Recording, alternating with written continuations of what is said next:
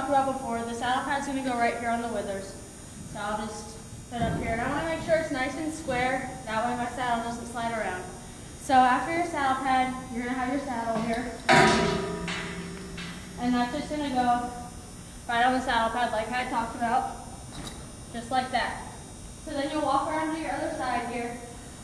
And you'll take your stirrup off and get your girth down. And you'll get that on your other side. And Mom, if you want to walk up, I'll show you where the girth is going.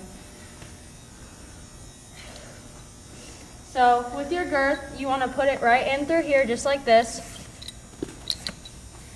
And then you're going to wrap it back up through this loop. And you're going to do that one more time. So back through here, up through the loop. And then this time you want to come out sideways. Pull it a little bit tight, not too tight to start. Then you have like a little dangle here. So then you're going to put it to the other side of the loop so that it comes out like this. And then you'll just put it through the cinch, pull it tight, and then tighten your girth on your horse. Just like that. And then your excess length will just go through the top of the saddle. Next is your breast collar. So you want to walk back around here and make sure it's not twisted or anything. And then you will put it over on the other side of your horse, just like this. And then you'll attach it to these loops on the side of the saddle here. And you'll push it through the loop here. And you'll just buckle it in to how it should fit your horse. It should be a little bit loose. And then you're going to take this here and connect it down on the loops of the girth like I had talked about before. Next is your wither strap. And as I said, you'll just connect it right on to your breast collar. And so that's the basic part. And now you're going to go over here to your splint boots and your bell boots. So you'll just unconnect them.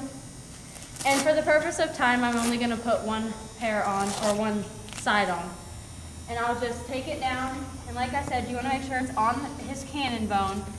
And you'll just push it so that the little section on the bottom is lined up with where his leg curves. And just make sure it's not too tight, but tight enough to apply pressure. And then you'll have one on, and then you'll go on to do all four.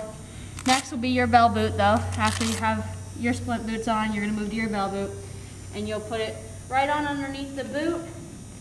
And don't put it on too tight, but just tight enough so that it'll stay there. So that is with that. And you would have another bell boot over here and splint boot, and then 2 more splint boots here. So next thing will be your tie down. Now on this particular horse, I don't use a tie down, so I'm just going to show you how you would put it on, but I am going to take it back off. So you would unclip your horse's halter and make sure you have a good steady hand on him. You'll take your actual tie down and flip it over his neck. You'll put the tie down on his head. And like I said, Mom, if you want to walk up here. Like I said, there's a special loop on your breast collar. Now, and you'll put your tie down through this hole.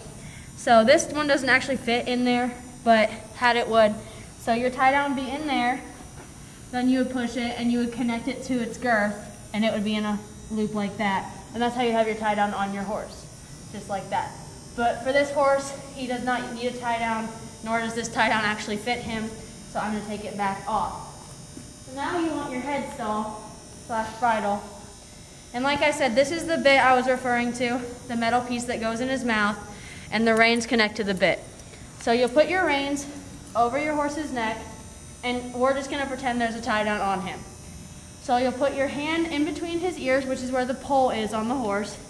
You'll put this chain on your bit behind his mouth, and you'll stick your fingers in his mouth so that he'll take his bit, and then you'll put this right over his ears, like that, so that he has his bridle on.